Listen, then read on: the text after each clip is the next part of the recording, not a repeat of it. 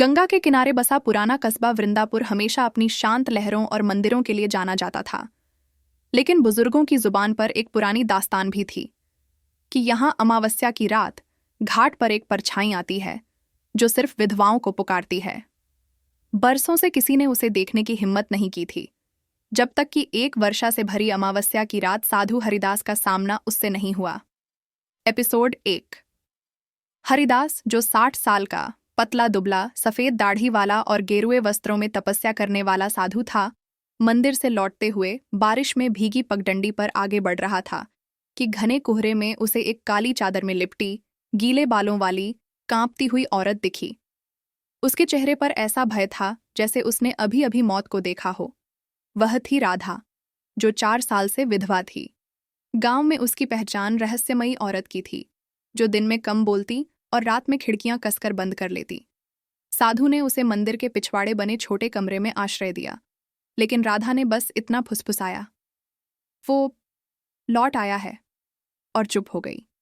उसी रात मंदिर के पिछवाड़े गीले पैरों के निशान दिखे और घंटियों के बीच घाट से हंसी की धीमी गूंज सुनाई दी।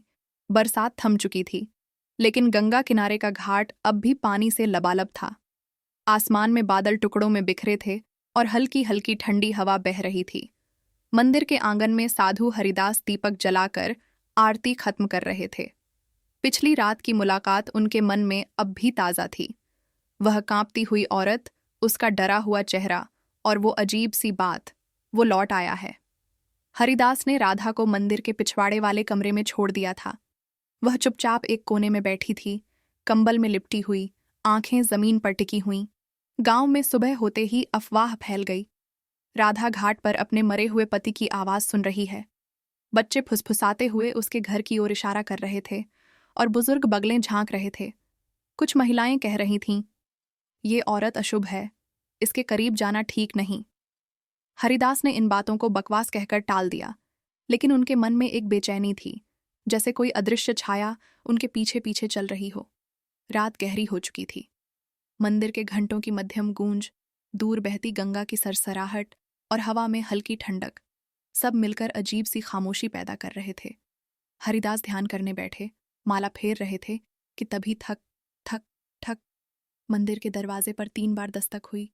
वे उठकर बाहर गए, लेकिन दरवाजे पर कोई नहीं था। नीचे नजर गई तो पत्थर की सीढ़ियों पर गीले पैरों के ताज़ा निशान थे, जैसे कोई अभी अभी पानी से निकलकर आया हो। वे उन निशानों का पीछा करते हुए मंदिर के पिछवाड़े गए, लेकिन वहां सिर्फ अंधेरा था। हवा में एक हल्की सी हंसी गूंजी, जो दूर घाट की तरफ से आ रही थी। हरिदास का दिल तेजी से धड़कने लगा। उन्होंने वहीं खड़े खड़े संकल्प लिया, अब वो जानकर रहेंगे कि राधा के डर के पीछे कौन या क्या है। सुबह की पहली किरण गंगा के पानी पर पड़ते ही सुनहरी लहरें फैल गईं, लेकिन साधु हरिदास के मन का अंधेरा अभी भी वैसा ही था। पिछली रात के गीले पैरों के निशान और घाट से आती वह हल्की हंसी, इन दोनों ने उन्हें बेचैन कर रखा था। उन्होंने निश्चय किया कि अब सीधे राधा से ही सब जानना होगा। मंदिर के पिछवाड़े बने छोटे से कमरे में राधा अब भी चुपचाप बैठी थी। उसके चेहरे पर थकान और आंखों में नींद की कमी साफ झलक रही थी। हरिदास उसके पास गए और धीरे से बोले, बेटी, तुम सच सच बताओ, यह वो लौट आया है, किसके बारे में कह रही थी? राधा ने कुछ पल चुप रहकर गहरी सांस ली। 4 साल पहले की बात है, उसने कहना शुरू किया।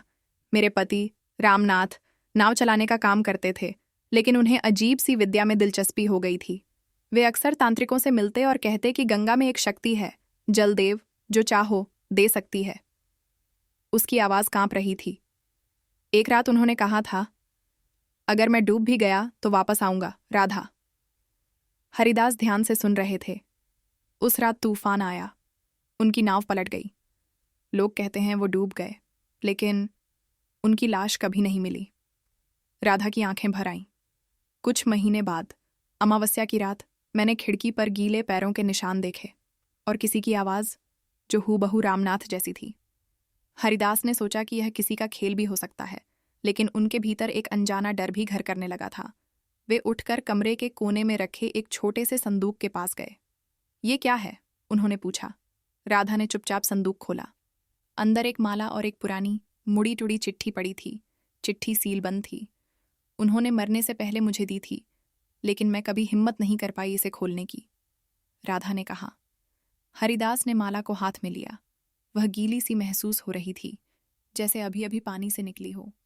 उन्होंने गहरी नज़र राधा पर डाली और मन में ठान लिया, अब इस रहस्य की परतें खोलनी ही होंगी, चाहे इसके लिए गंगा की गहराई में उतरना पड़े।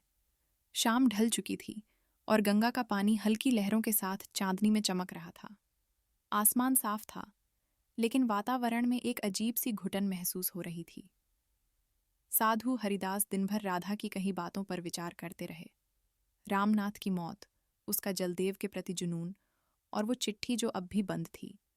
मंदिर में आरती खत्म होने के बाद हरिदास आंगन में बैठे माला फेर रहे थे।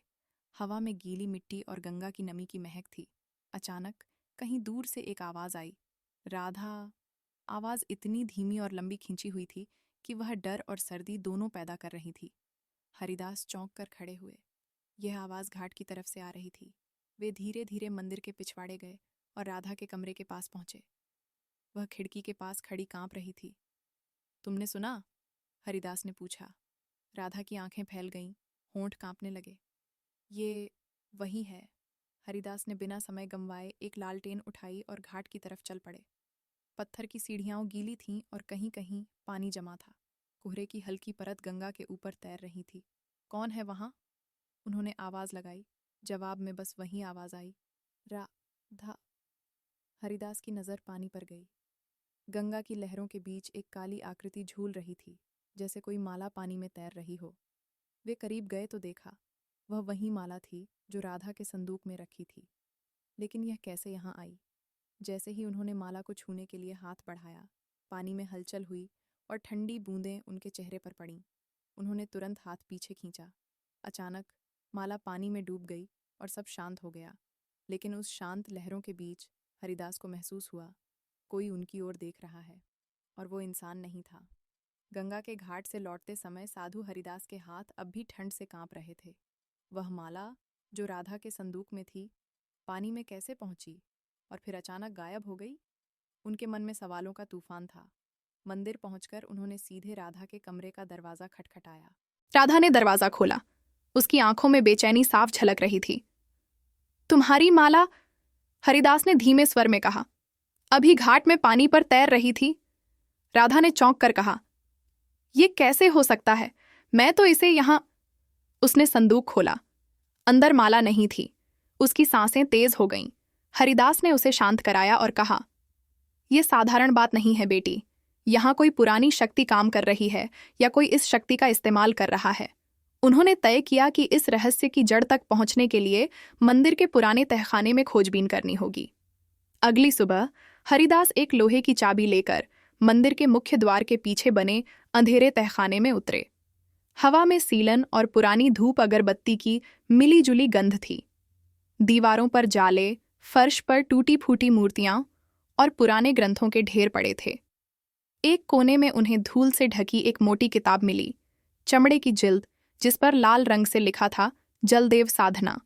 उन्होंने सावधानी से पन्ने पलटे।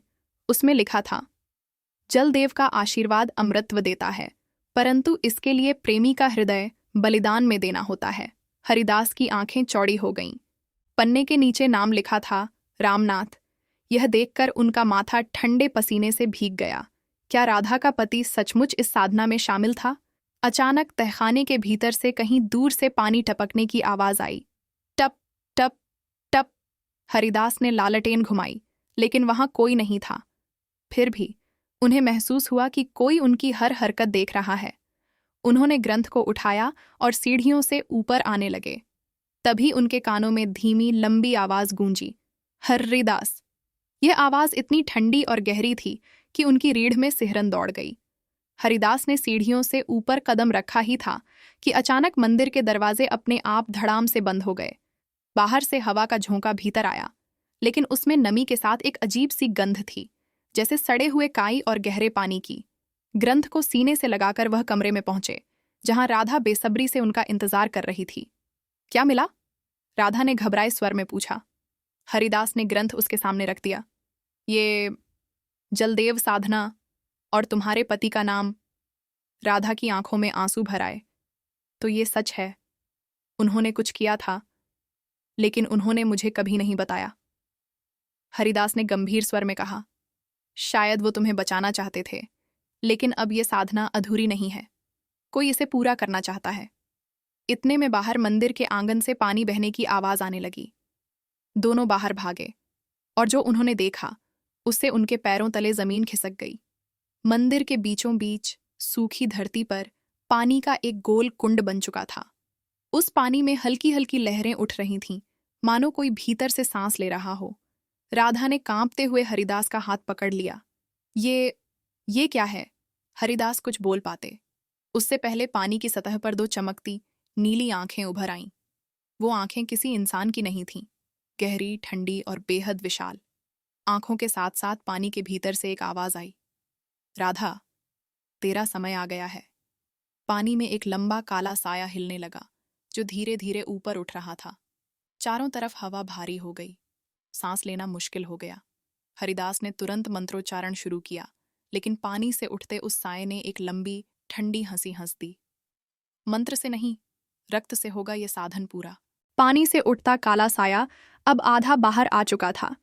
उसका आकार किसी इंसान जैसा था, लेकिन उसका शरीर पारदर्शी लहरों से बना था, जिनमें अनगिनत चेहरों की परछाइयां तैर रही थीं। चेहरे जो चीख रहे थे, मदद मांग रहे थे। राधा पूरी तरह सहम चुकी थी। ये सब मेरे पति की वजह से है? हरिदास ने उसका हाथ कसकर पकड़ा। अभी सवाल मत पूछो, भागना होगा। दोनों पीछे मुड़े ही थे कि अचानक मंदिर के दरवाजे अपने आप बंद हो गए। चारों तरफ पानी फैलने लगा और फर्श पर मोटी काई की परत उग आई, जिससे पैरों का संतुलन बिगड़ रहा था। काले साये ने एक लंबा हाथ बढ़ाया, जो पानी की लहरों जैसा था, लेकिन जैसे ही वो किसी चीज को छूता, वो गलने लगती। उसने पास रखे पीतल के दीपदान को छुआ, और वो पल भर में काले राख में बदल गया। हरिदास ने मंत्र तेजी से पढ़ना शुरू किया, लेकिन साया अचानक उनकी ओर झपटा। उसी समय राधा के शरीर से एक चमकीली रोशनी निकली, जिसने उस साये को कुछ कदम पीछे धकेल दिया। हरिदास ने हैरानी से कहा, राधा, तुम्हारे भीतर शक्ति है, शायद इसी के लिए वो तुम्हारे पीछे है। साया पीछे हटते ही घात लगाकर दूसरी तरफ बढ़ा, जहां मंदिर का पुजारी छोटू दास डर के मारे खड़ा था। पहला रक्त। साये की ठंडी आवाज गूंजी। पल भर में पानी का हाथ छोटू दास की ओर बढ़ा, और जैसे ही उसने उसे छुआ, उसका पूरा शरीर पानी में घुलकर कुंड में समा गया। बस उसकी चीखें मंदिर की दीवारों में गूंजती रह गईं। राधा ने अपनी आंखें कसकर बंद कर लीं। आंसू उसके गालों पर लुढ़क आए। हरिदास ने गंभीर स्वर में कहा, अगर इसे नहीं रोका तो अगला शिकार तुम होगी। मंदिर की घंटियां अपने आप बजने लगीं, लेकिन उनकी ध्वनि में शांति नहीं, बल्कि बेचैनी थी। हरिदास ने राधा का हाथ पकड़कर उसे मंदिर के गर्भगृह की ओर खींचा। राधा, हम कहाँ जा रहे हैं? हरिदास, तुम्हारी आत्मा के बंधन को तोड़ने, वरना वो साया तुम्हें हमेशा के लिए ले जाएगा। गर्भगृह में प्रवेश करते ही राधा ने देखा कि वहां एक टूटा हुआ शिवलिंग पड़ा था, जिसके नीचे से काले पानी की धार बह रही थी।